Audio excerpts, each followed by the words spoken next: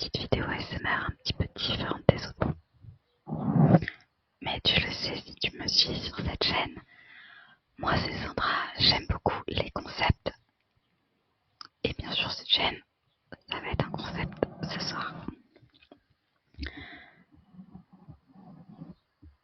Donc si tu ne le sais pas, je travaille dans un musée qui est situé dans l'Aisne, donc à Alincourt.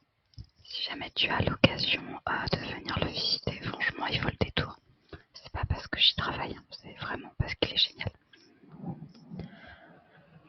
Et pour ce musée, j'essaie de faire des vidéos sur YouTube.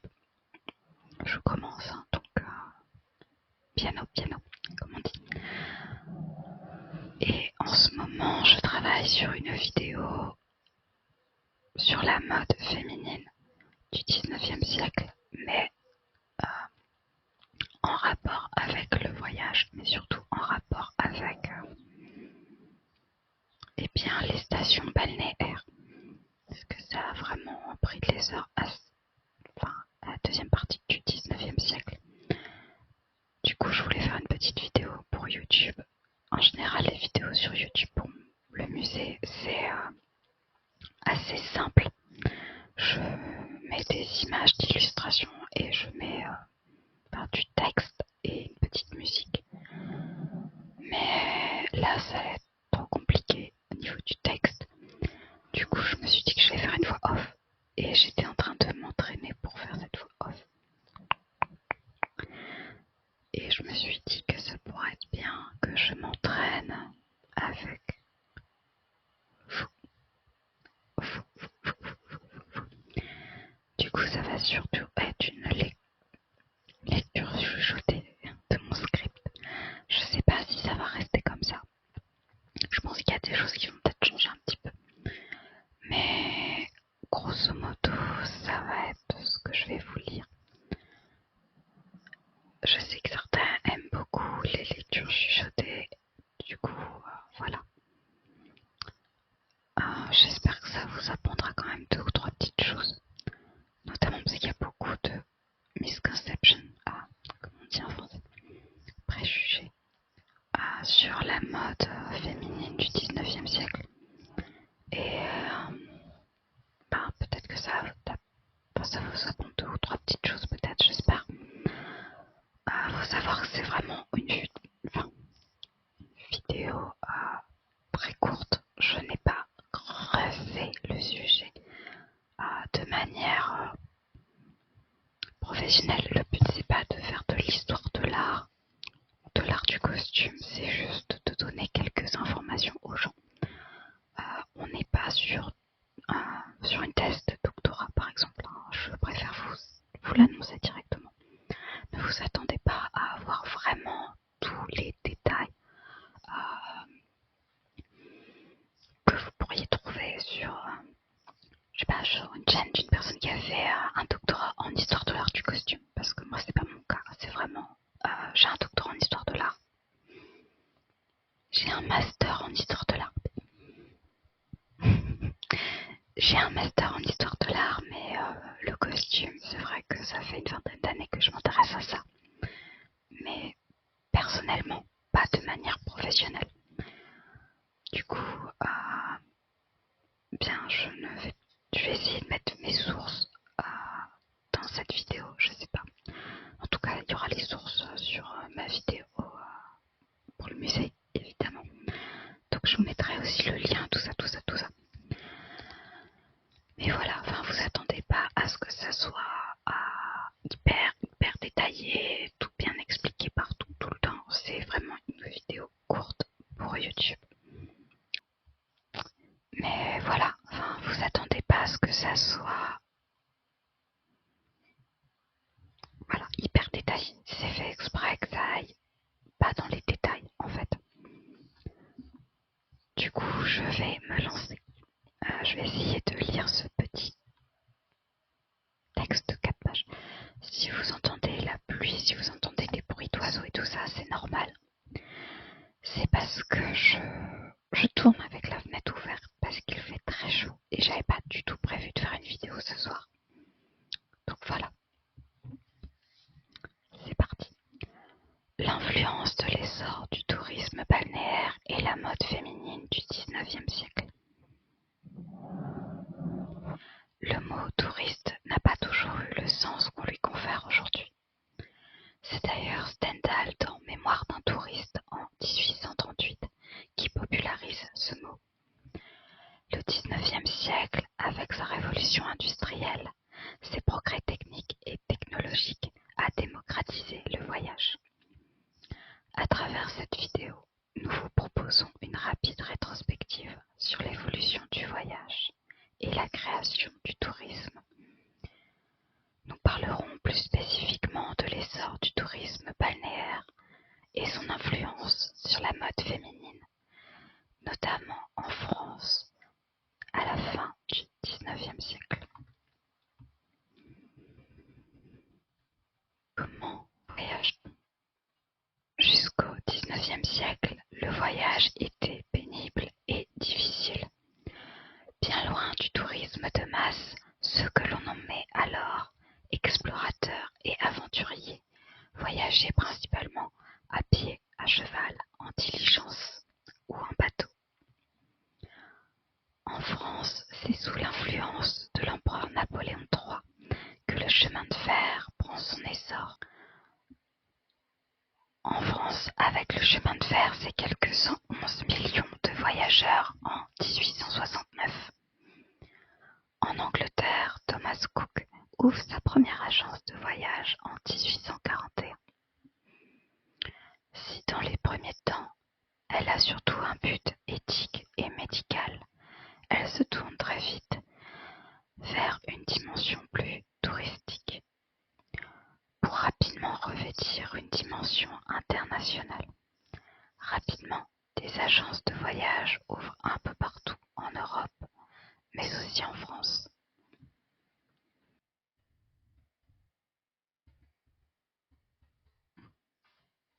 Pourquoi voyage-t-on? Jusqu'alors, le voyage se bornait à des considérations professionnelles ou d'apprentissage.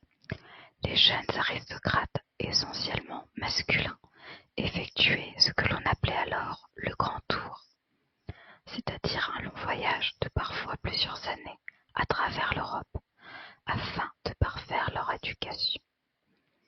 Au XIXe siècle, ce grand tour devient essentiellement l'apanage des amateurs d'art et des écrivains.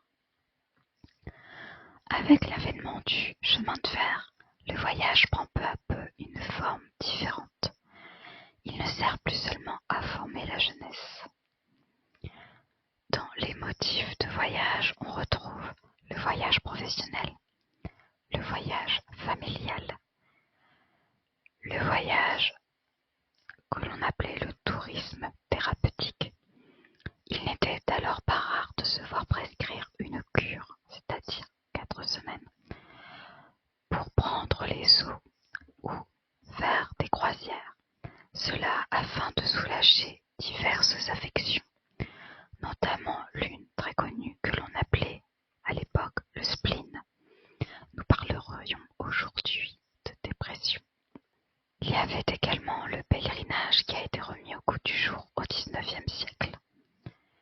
L'Église catholique devenant alors la première agence de voyage française. Le voyage d'agrément qui prend peu à peu de nombreuses formes. Bain de mer, voyage en montagne, découverte des grandes villes, mais également visite à la campagne. On voyage alors pour le plaisir, ce qui est l'essence même du mot tourisme que l'on affectionne aujourd'hui. Où veut-on? L'on part surtout en Europe. L'on part surtout en Europe, en Suisse, en Italie, en Allemagne, mais également en France. Certaines destinations plus exotiques sont également très prisées. C'est le cas notamment de l'Égypte qui devient très vite à la mode, notamment avec ses croisières sur le Nil. Avec les pèlerinages, ce sont surtout des villes comme les bains de mer deviennent à la mode, de même que les voyages en montagne.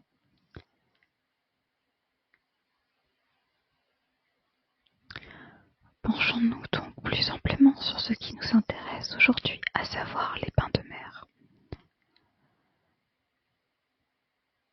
On voit apparaître durant la Belle Époque, 1871 à 1914, de nombreuses affiches qui promeuvent la rapidité du chemin de fer pour se rendre de Paris à telle ou telle station balnéaire.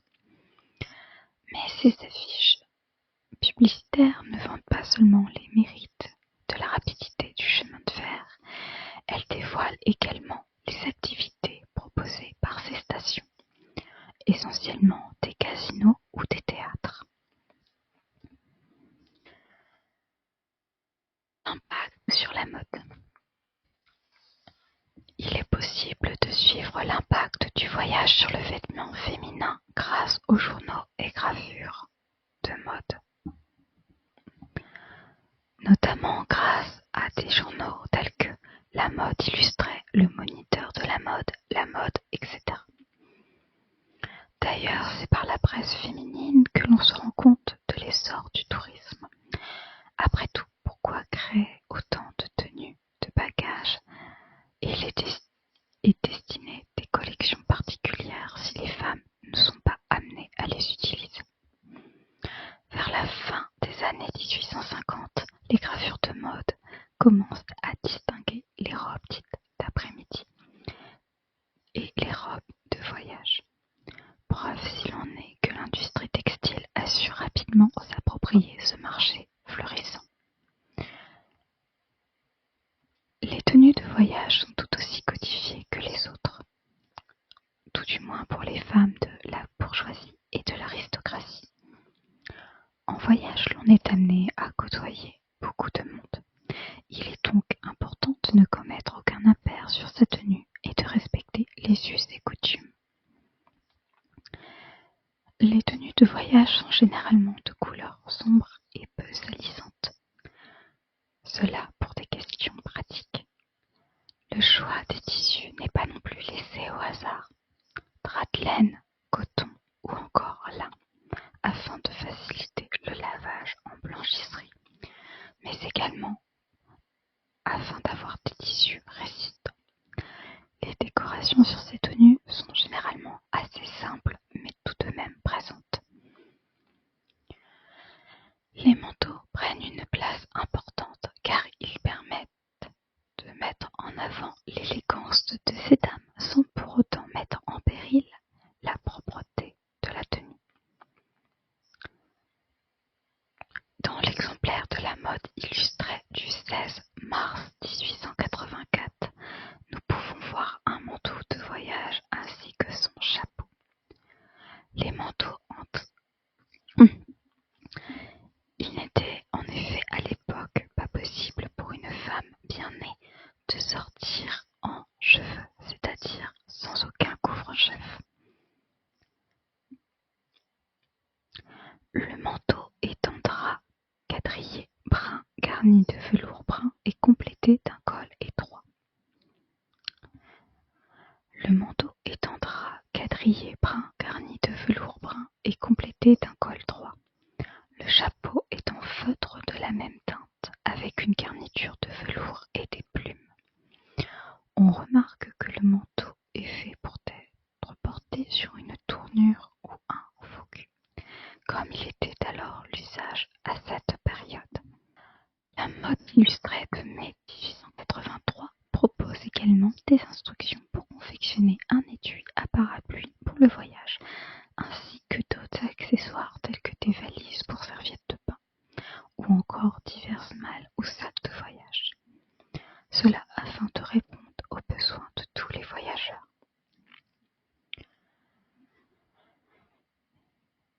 Bien évidemment, s'il faut des tenues pour voyager, il faut également des tenues spécifiques pour son séjour. Avec l'essor du tourisme côtier, ce sont de nouveaux vêtements qui voient le jour. Durant la deuxième moitié du XIXe siècle apparaît ce que l'on a appelé les costumes de bain.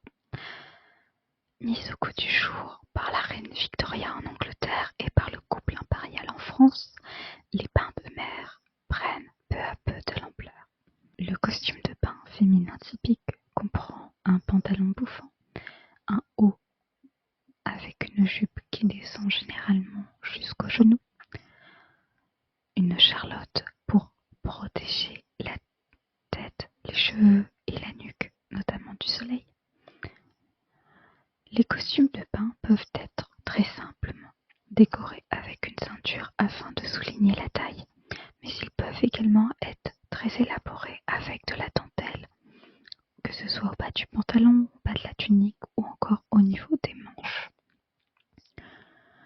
Cela dépend essentiellement du choix de l'élégante qui le porte, mais également du prix que l'on veut y consacrer. Les tenues de baignade sont de couleur sombre, essentiellement par souci de pudeur, et ils sont taillés dans des lainages, de la flanelle ou de la serge. Au fil des décennies, le costume de bain se modifiera quelque peu pour permettre aux nageuses de dévoiler leurs bras au tournant du siècle, mais guère plus.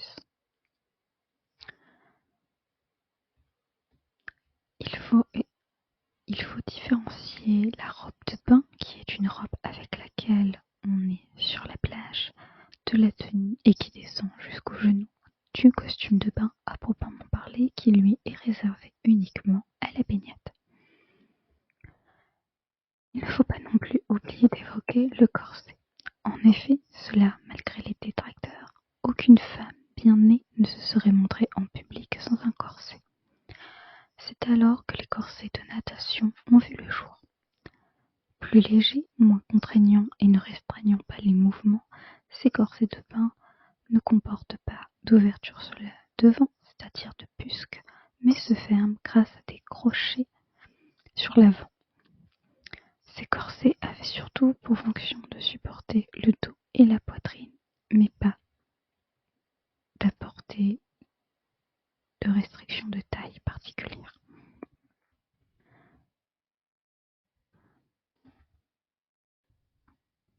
Des accessoires voient le jour, notamment les sacs de bain.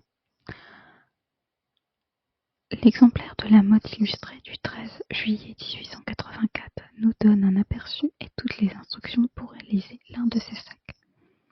Il s'agit d'un sac dans lequel il est possible de mettre vêtements de baignade, mais également tout le nécessaire pour la plage. En effet, à l'époque, il était impossible d'arriver vêtu de son costume de bain. On arrive en tenue de ville et l'on se change dans des cabines, parfois mobiles, d'autres fois sous des tentes de bain pour les moins fortunés.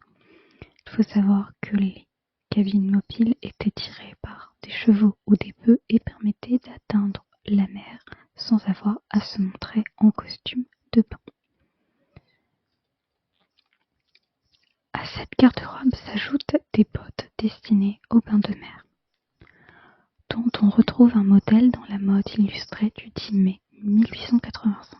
Ces bottes sont en toile écrue avec une empeigne de cuir. Elles s'attachent par des boucles sur les côtés et elles ont un talon de 3 cm. Elles coûtaient 18 francs la paire. La plage n'est pas seulement un lieu de baignade, c'est également un endroit pour les promenades et le choix des tenues ne se différencie que très peu des tenues de ville ou de promenade. Les robes peuvent être très élaborées, comme on peut le voir sur l'exemplaire de la mode illustrée du 9 août 1885. En conclusion, c'est grâce au développement du chemin de fer que les femmes ont pu voyager de manière plus vaste et profiter des bienfaits du grand large. Cela nécessita une évolution et une adaptation dans le costume féminin et la création de tenues spécifiques. Pour autant, si les femmes avaient la possibilité de se rendre à la plage, nageait-on réellement? C'est ce que nous vous proposons d'explorer dans une prochaine vidéo qui sera dédiée à la pratique sportive féminine au cours de la Belle Époque. Si cela vous intéresse, n'hésitez pas à vous abonner à notre chaîne et activer la cloche des notifications pour ne pas manquer nos prochains sujets. Donc voilà un peu à quoi va ressembler cette vidéo. J'ai eu du mal à garder le chuchotement durant si longtemps, c'est pas du tout évident. Surtout que j'hésite encore sur certains points en fait.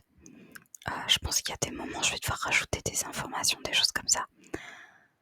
Du coup c'était un petit peu perturbant, mais je voulais vous montrer quelque chose que j'ai réalisé. Alors, attendez, avant je vais vous mettre... faut que j'y pense, mais je vais essayer de vous mettre un lien vers une vidéo de Prior Atia, donc Isabella, qui est une costumière qui fait surtout du costume historique. Elle montre déjà que l'on peut nager en corset. Je sais, ça peut en choquer certains, mais oui, c'est possible. Mais elle montre également des tenues de bain. Ça vous permettra de vous faire une idée un peu plus, comment dire, concrète de la chose. Alors je sais que quand je dis drap de laine et tout ça, flanelle, c'est pas forcément des costumes, des tissus que l'on a encore beaucoup aujourd'hui. Pour coudre moi-même mes vêtements, je peux vous dire que les draps d'aujourd'hui, enfin les draps de laine d'aujourd'hui, ça n'a rien à voir avec le drap de laine de l'époque. Je sais que quand on dit laine, on s'imagine que une fois que c'est mouillé, c'est super lourd, mais en réalité, et que ça entrave les mouvements et tout ça. Mais en réalité, justement, Isabella de Prior Attire explique qu'elle a essayé de nager avec des vêtements de cette époque, enfin, des reconstitutions réelles et fidèles. Et elle n'est pas morte en fait, elle s'est pas noyée. Et elle trouvait que c'était assez... en fait, que ça allait pour nager avec. Elle n'avait pas de problème. En fait, elle sentait pas le poids du tissu autour d'elle, alors qu'elle avait vraiment un pantalon bouffant. Alors quand je vous dis un pantalon, il faut savoir qu'en 1860 à peu près, les pantalons pour la natation arrivaient vraiment jusqu'aux chevilles. Voilà, c'était un pantalon de la taille aux chevilles. Et les tuniques, elles étaient plus courtes par contre, mais elles descendaient au niveau des hanches. Et c'était vraiment jusqu'au poignet. Voilà, on voyait pas. On pouvait aussi porter des bas et des chaussures. Toutes les femmes ne portaient pas forcément des bas, bien sûr. Plein de raisons différentes, mais voilà. Les tenues ont commencé, on va dire, à raccourcir au niveau des pantalons vers 1870 à peu près. Et quand je dis raccourcir, c'est un pantacourt en fait, c'est à mi-mollet. Par contre, au niveau des bras, ça a vraiment raccourci dans le sens où ça arrivait à peu près là, quoi. Enfin, ça arrivait au niveau de l'épaule et il y avait des petites manches qui descendaient un petit peu. Les femmes, du coup, couvraient parfois un peu plus leurs jambes parce que ça se faisait pas. Il fallait pas montrer ses chevilles et tout ça. Enfin, c'était une époque différente, voilà. C'est pas mieux ou moins bien qu'aujourd'hui, c'était différent. Mais voilà, elle se retrouve avec vraiment une chemise.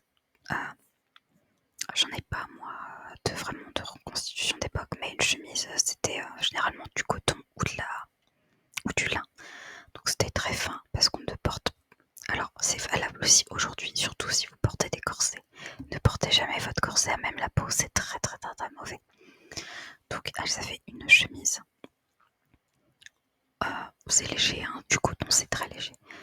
Leur corset, leur pantalon, leur tunique, et parfois elles avaient des bas et bien sûr pas des chaussures. Bon, là je vous ai parlé de bottines, mais il y avait autre chose, il y avait aussi des sortes, on va dire d'espadrilles, même si c'était pas des espadrilles, mais vous voyez un peu l'idée. Du coup c'est vrai que les femmes enfin c'était pas le monokini quoi, c'est pas du tout l'ambiance. Et je vais vous montrer quelque chose.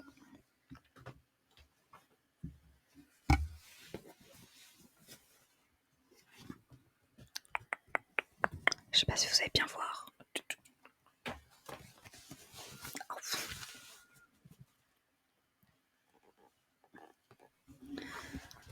Donc c'est mon corset de natation.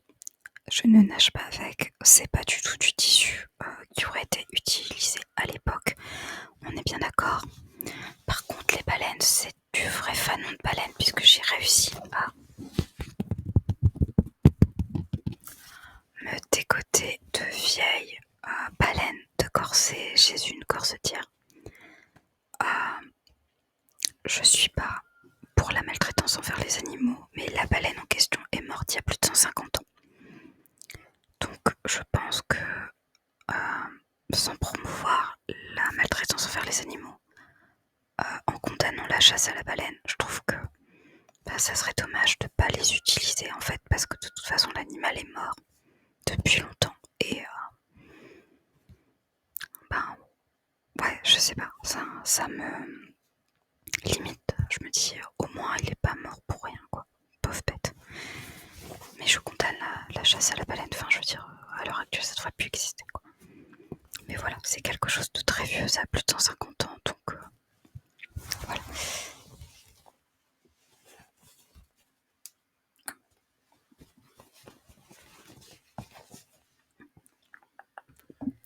Donc c'est moi qui l'ai fait, donc c'est très mal réalisé, je ne suis pas du tout corsetière. J'ai pris un peu l'exemple sur... en fait, j'ai carrément pris l'exemple sur un des livres d'Isabella de Prioratière, justement, qui vend des livres où on peut faire des reproductions, des choses comme ça. Donc je voulais vous montrer ça, j'avais essayé pour voir ce que ça donnait en fait. Donc c'est du tissu synthétique, hein. Clairement j'ai fait avec les moyens du bord. Mais c'est très léger. Il y a pas de... Comment dire? Il n'y a pas de double... Il n'y a pas de doublure, rien en fait. C'est pour ça que c'est aussi léger. Et sur l'avant, il n'y a pas de busque. Il y a deux baleines en fait. Mais sinon, on pouvait en mettre une, mais beaucoup plus épaisse. Mais j'en avais pas. Moi, j'ai fait vraiment avec les baleines que j'avais. Alors, c'est pareil pour les fermetures. Moi, j'ai mis des pressions parce que je suis une grosse feignasse. Et que, mais sinon, c'est plus une boucle comme les boucles de ceinture actuelles en réalité. Mais je suis une grosse feignasse et j'avais pas envie d'acheter des choses. Donc, je vais l'essayer, mais en fait, il est un peu grand pour moi. Mais voilà, enfin, parce que j'étais plus grosse à l'époque que je l'ai fait.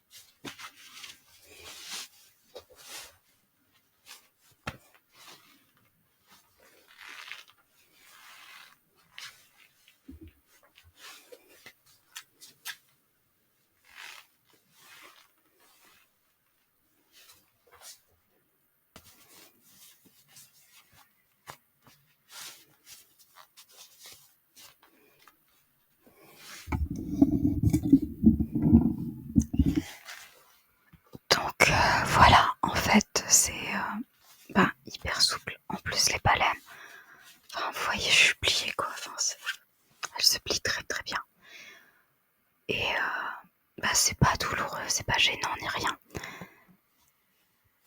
C'est juste un excellent support pour la poitrine et le dos.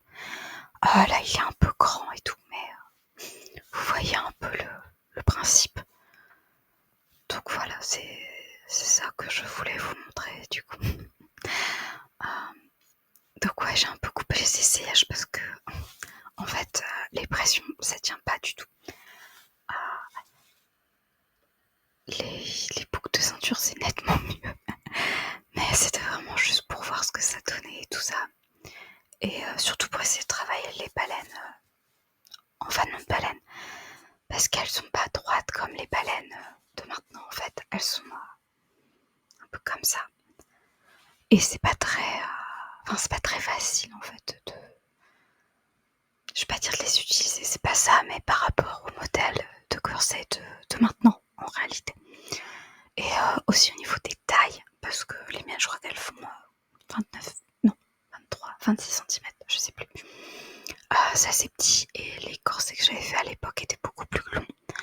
C'était des corsets de l'époque édouardienne, donc 1900 et l'époque Titanic, donc 1912. Du coup, ça n'allait pas parce que c'est des corsets qui descendent vraiment très bas. Donc voilà, c'est pour ça que j'avais fait ce corset qui est plus corset 1870 à 1890, 1900 en fait.